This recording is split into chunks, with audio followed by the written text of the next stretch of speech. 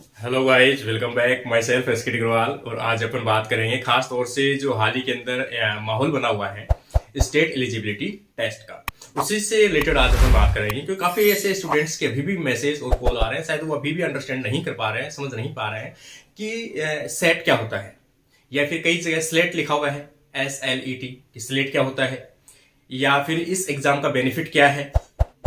कई बार स्टूडेंट्स को कंफ्यूज है कि सेट CET है, क्या वो सेट है? ये सेट है SET। तो इस सेट का अपन बेनिफिट के बारे में बात करेंगे, इसके बारे में डिटेल्स के बारे में बात करेंगे कि सेट क्या है, उन सभी चीजों से रिलेटेड बात करेंगे आज।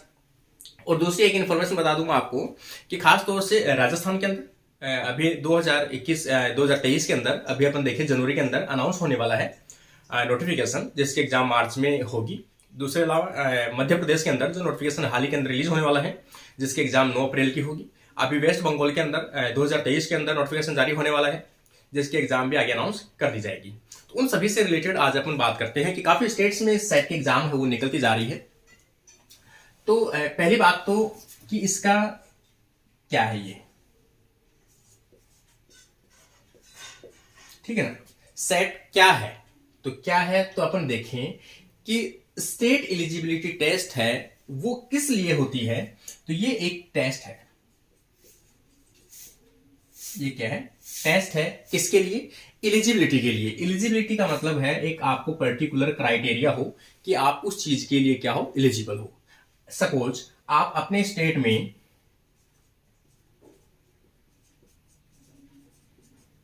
असिस्टेंट प्रोफेसर बनना चाहते हो, आप एक कॉलेज लेक्चरर बनना चाहते हो,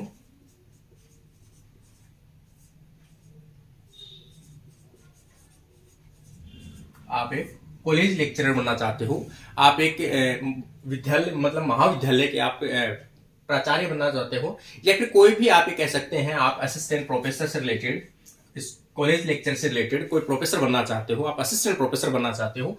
उनके लिए सबसे क्राइटेरिया जो होता है वो क्या होता है? देखो, इसमें ये प्रोफेसर बनने के लिए किसी कॉलेज के, उसके लिए जो क्राइटेरिया है,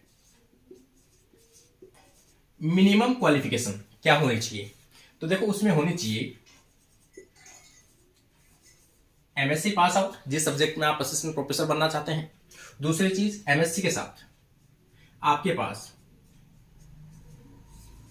नेट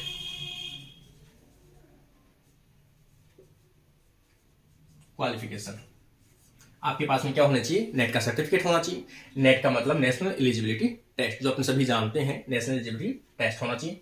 अगर आपके पास में नेट नहीं है तो इसकी जगह ऑप्शन जो है, इसके अलावा क्या कर सकते हो आप असिस्टेंट प्रोफेसर बनने के लिए? तो आपको उस जिस स्टेट में आप रहते हो उस स्टेट की आपके पास सेट का सर्टिफिकेट होना चाहिए। इसका मतलब अपन कह सकते हैं दोनों में अंतर क्या है। नेट होता है वो नेशनल लेवल का होता है, और सेट होता है वो स्टेट लेवल का होता है। दोनों ही क्वालिफिकेशन आपके लिए है, असिस्टेंट प्रोफेसर बनने के लिए और असिस्टेंट प्रोफेसर बनने के लिए। तो सबसे पहला की है कि स्टेट एलिजिबिलिटी टेस्ट की तैयारी हम क्यों करें, क्या इसके बेनिफिट्स हैं। तो आप असिस्टेंट प्रोफेसर बनने के लिए आप इसके कारण से क्या बन सकते हो, एक क्वालिफाई बन सकते हो, मतलब आप उसके लिए एलिजिबल हो, इसके लिए असिस्टेंट प्रोफेसर बनने के लिए। दूसरी चीज, आप अपने स्टेट में प्राइवेट जो कॉलेज हैं, प्राइवेट यूनिवर्सिटीज हैं या गवर्नमेंट यूनिवर्सिटीज हैं, आप उनमें कॉन्ट्रैक्ट बेस पे लगना चाहते हो, टीचिंग करवाना चाहते हो, तो ये टीचिंग के लिए किसमें, कॉलेज या यूनिवर्सिटी, किसी भी कॉलेज या यूनिवर्सिटी के अंदर आप असिस्टेंट प्रोफेसर बनकर आप पढ़ा सकते हो, टीचिंग करवा सकते हो। तो आपकी वैल्यू रहती है, आपके पास सेट या नेट की क्वालिफिकेशन होती है। तो सेट का आपको ये बेनिफिट्स रहता है। दूसरी चीज है, सेट कब निकलती है? तो देखो, सेट का कोई क्राइटेरिया नहीं है, किसी में 1 साल से निकल जाए, किसी में 2 साल से निकल जाए। और वैसे इसका क्राइटेरिया होता है कि 1 साल में 2 बार निकलने का क्राइटेरिया होता है। उस स्टेट पे डिपेंड करता है, उस स्टेट की गवर्नमेंट पे डिपेंड करता है वो कब निकालती है, ठीक है ना। तो इसका कोई ऐसा फिक्स नहीं है। बेनिफिट्स मैंने आपको बता ही दिया। दूसरी चीज है, कई जो स्टेट हैं उनके अंदर इस नाम से वैकेंसी आती है SLET। तो यहां पर अपन कह सकते हैं state level eligibility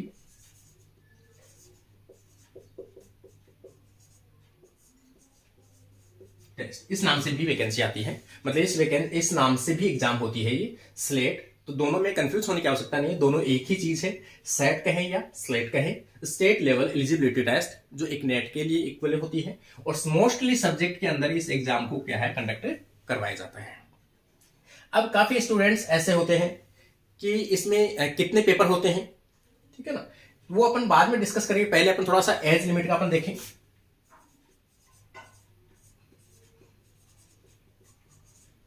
as limits, अगर आप इसको अप्लाई करना चाहते हो, इस फॉर्म को अप्लाई करना चाहते हो, तो एज लिमिट्स इसमें नो अपर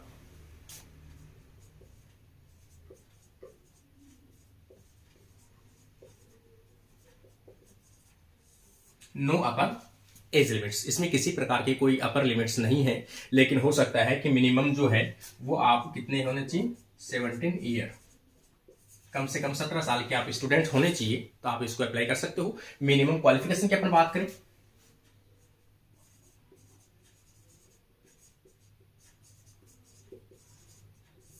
क्वालिफिकेशन आपको सेट के एग्जाम आप कब दे सकते हो, जब आपकी एमएससी हो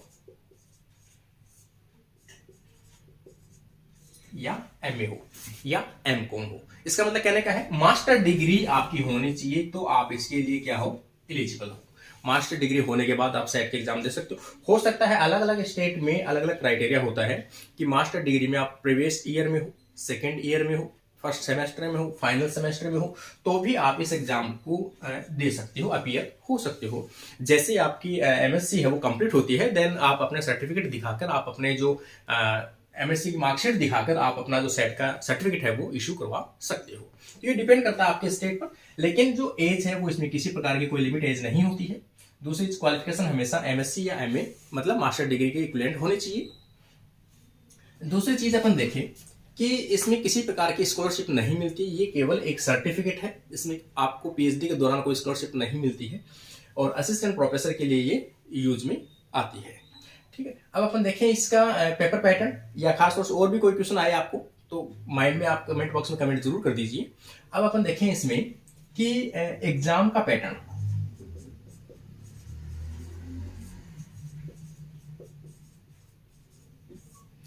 एग्जाम पैटर्न की अपन बात करें, मोस्टली स्टेट में इसमें 2 पेपर या 3 पेपर कंडक्ट करवाए जाते हैं। ठीक है, इसके एग्जाम के अंदर अपन देखें कितने पेपर कंडक्ट कराए जाते हैं, 2 या 3 पेपर होते हैं। फर्स्ट पेपर में अपन देखें कि इसमें कंडक्ट होता है, तो पहला जो होता है वो टीचिंग एप्टीट्यूड का होता है।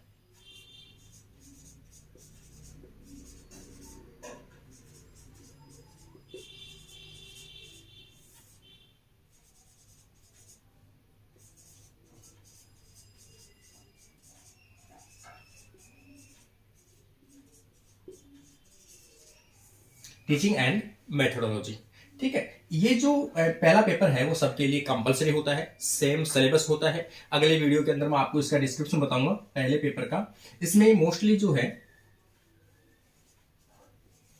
50 एमसीक्यू ऑब्जेक्टिव क्वेश्चन आते हैं, 50 क्वेश्चन मतलब 100 मार्क्स का ये होता है अप्रोक्स। वो देखो अलग अलग डिपेंड करता है, 50 मार्क्स का भी हो सकता है, 100 मार्क्स का भी, वो तो डिपेंड करता है कि एक नंबर क्वेश्चन जो 1 नंबर का है या 2 नंबर का है वो डिपेंड करता है। सेकंड पेपर अपन देखिए कि यहाँ पर आपके जिस सब्जेक्ट से आप बिलोंग करते हैं उस सब्जेक्ट से आपके क्या होंगे पेपर नंबर 2 और पेपर नंबर 3 होगा। ठीक है ना, तो यहां तक आप क्या गए, तो यहां पर आपकी जो सब्जेक्ट है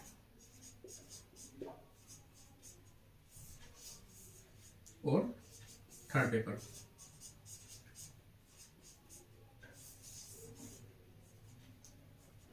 सब्जेक्ट होनी चाहिए। सब्जेक्ट में जैसे अपन बात करते हैं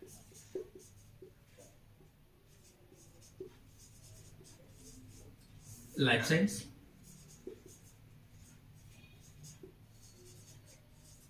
और लाइफ साइंस, मतलब पहला पेपर हो गया टीचिंग एप्टीट्यूड का, जो सभी का कॉमन है, चाहे आर्ट के हो, चाहे कॉमर्स के हो, चाहे साइंस का स्टूडेंट हो। लेकिन सेकंड और थर्ड जो सब्जेक्ट रहेगी वो आपकी रहेगी जिस सब्जेक्ट से आपने एमएससी क्वालिफाई किया है उस सब्जेक्ट से।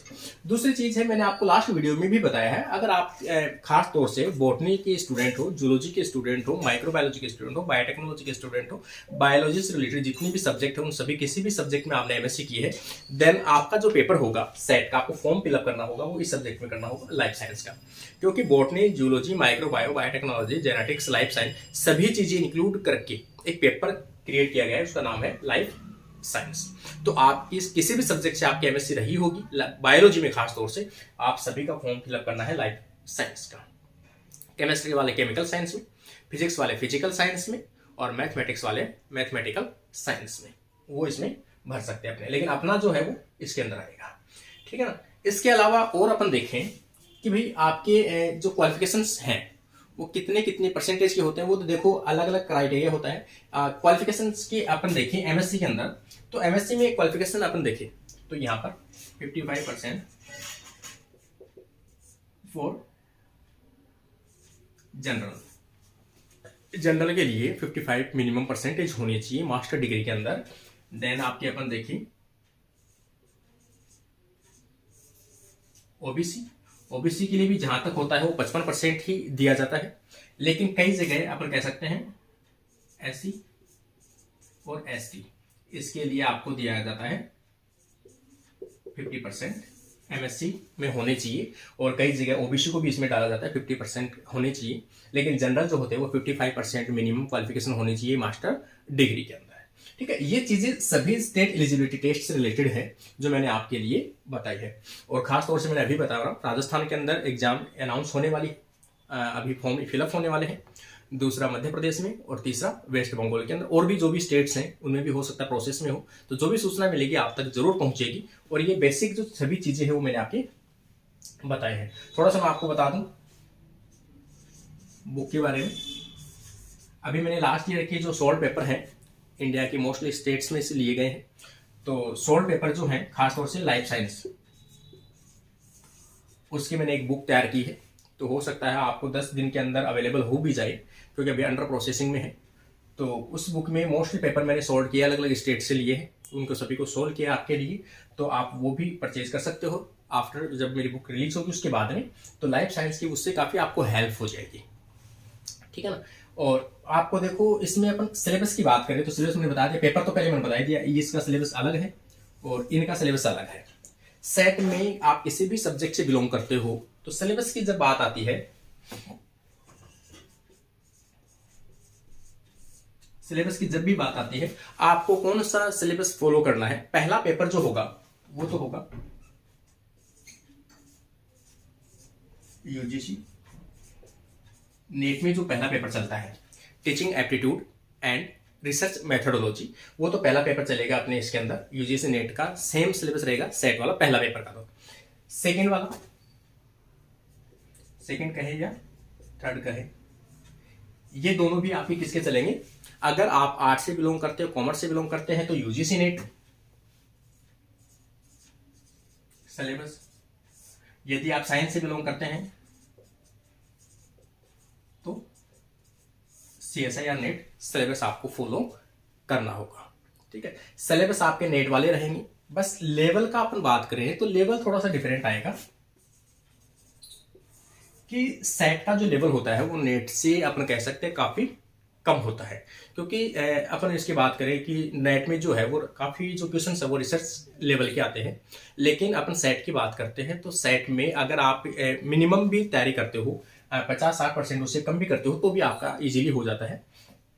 दूसरा अपन देखें कि आपको इसमें ऐसा क्या पढ़े, क्या चीजें करें अपन, तो कैसे तैयारी करें, उस चीज के लिए मैं आपको पहले बता दूं कि सबसे पहले आपको बेसिक चलना है।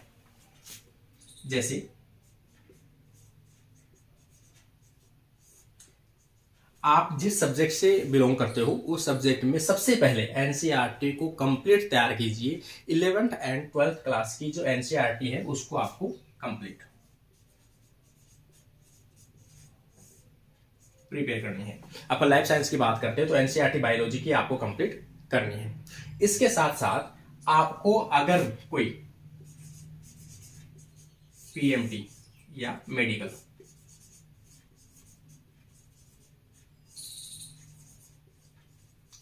मेडिकल के बायोलॉजी के खासतौर से जो मॉड्यूल्स आते हैं या सीट्स आती है, उनको आप फॉलो कर सकते हो, उनको आप पढ़ सकते हो और उनके क्वेश्चंस आप सॉल्व कर सकते हो सिलेबस के अकॉर्डिंग। ऐसा नहीं है कि कंप्लीट उसके अकॉर्डिंग पढ़ लिए।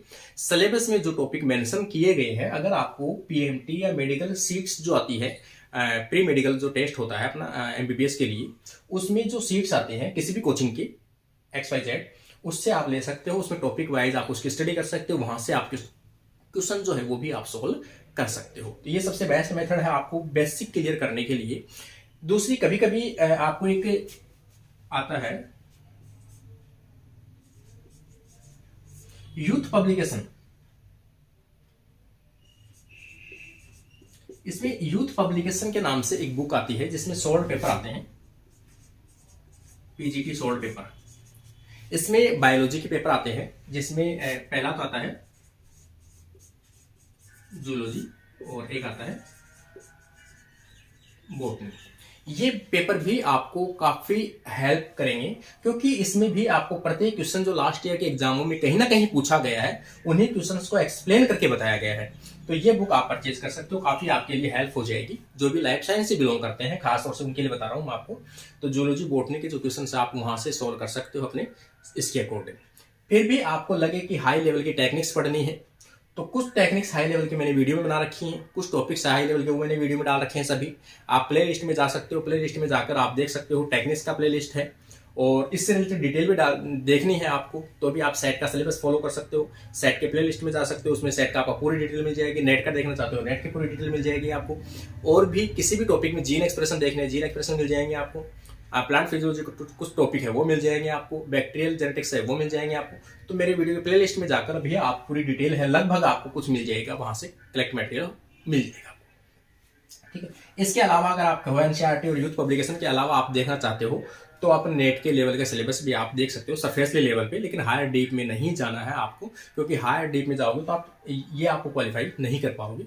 तो मेरी एक छोटी सी सजेशन है कि आपको थोड़ा इजी लेवल में जितना सिलेबस हो सके उतना ज़्यादा आप सिलेबस कवर करने की कोशिश कीजिए, क्योंकि सिलेबस कवर करना ज़्यादा इंपॉर्टेंट। सिलेबस में कई लाइनें ऐसी उठ के आती है, सरफेसली उठ के आती है आपको। अगर आपने उसको नाम भी पढ़ा होता तो फुल फॉर्म भी पूछ लेता कई बार, लेकिन सिलेबस को टच नहीं किया है, देन आपको फुल फॉर्म भी नहीं पता होगी कि ये फुल फॉर्म भी होती है इस चीज़ की। ठीक है। सबसे कहने का मतलब यही है, जो भी पढ़ो सिलेबस को लाइन टू लाइन कंप्लीट करके पढ़ो, कहीं से भी सोर्स आपको जो भी मिले वहां से आपको इसको पढ़ना है। उम्मीद करता हूं आज का वीडियो आपको पसंद आया होगा। अगर वीडियो पसंद आता है तो कमेंट देन वीडियो को शेयर जरूर कीजिए। उम्मीद करता हूं। Thank you friends.